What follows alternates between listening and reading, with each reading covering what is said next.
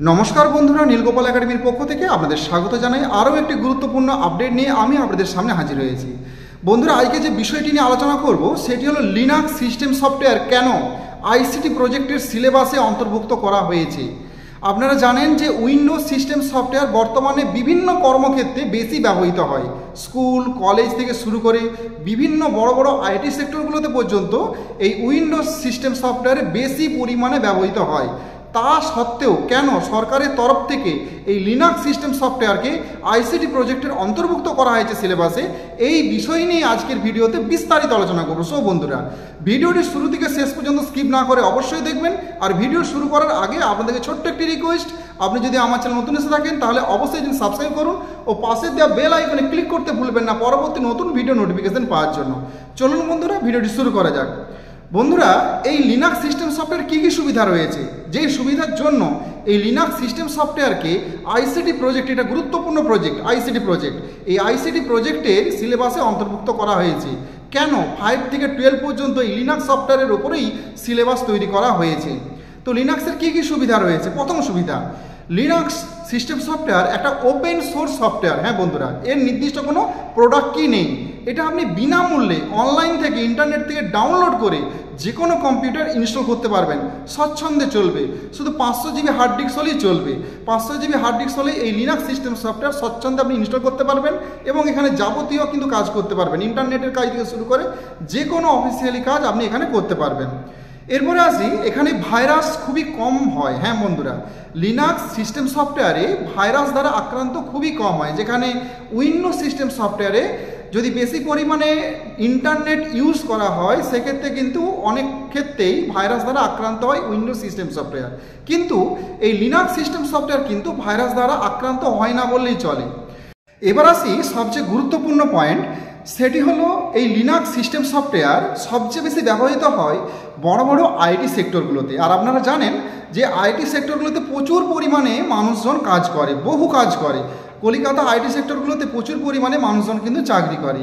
এই আইটি সেক্টরগুলোতে মূলত কাজ হয় বিভিন্ন ধরনের সফটওয়্যার তৈরি করা থেকে শুরু করে সরকারি বিভিন্ন বড় বড় সফটওয়্যার থেকে এবং সার্ভারেরও কাজ কিন্তু এই আইটি সেক্টরগুলোতে হয়ে থাকে। তো এই আইটি সেক্টরে কিন্তু সবচেয়ে বেশি লিনাক্স সিস্টেম সফটওয়্যার বেশি ব্যবহৃত হয়।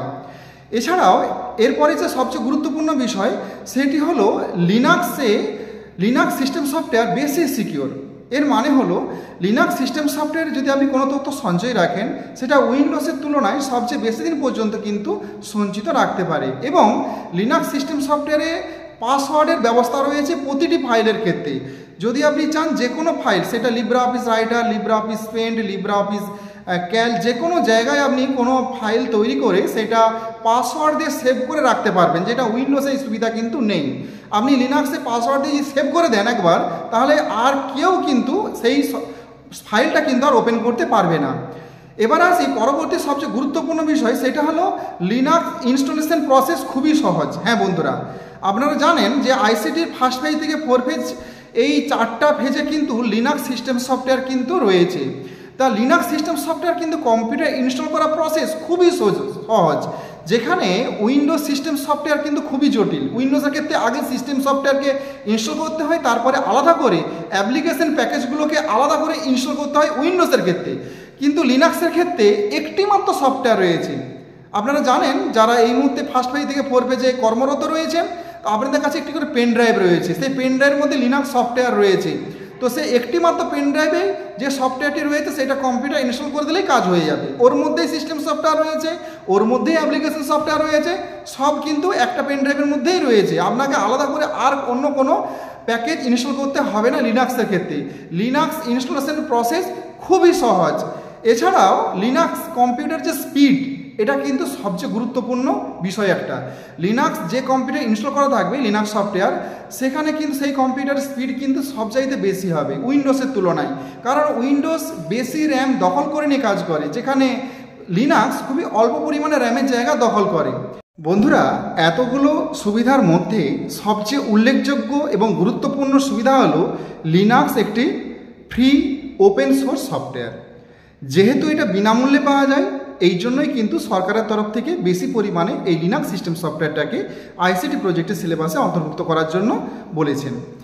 যদি আইসিটি প্রজেক্টে উইন্ডোজ সিস্টেম সফটওয়্যার ব্যবহার করা হতো, তাহলে কিন্তু সেটা খরচ সাপেক্ষ, বিস্তর খরচ সাপেক্ষ। সরকারে কিন্তু বেশি পরিমাণে টাকা খরচা করতে হতো শুধুমাত্র এই সফটওয়্যারের জন্য। শুধু সফটওয়্যার ইনস্টল করলেই তো হবে না, সেখানে সফটওয়্যারকে রক্ষা করার জন্য অ্যান্টিভাইরাস প্রোগ্রাম ইনস্টল করতে হবে, তার জন্য খরচা রয়েছে। এই জন্যই কিন্তু মূলত এই লিনাক্স সিস্টেম সফটওয়্যারটিকে আইসিটি প্রজেক্টের সিলেবাসে অন্তর্ভুক্ত করা হয়েছে। সো বন্ধুরা, আজ এই পর্যন্তই। দেখা হয় পরবর্তী নতুন কোনো ভিডিওতে নতুন কোনো টপিক নিয়ে।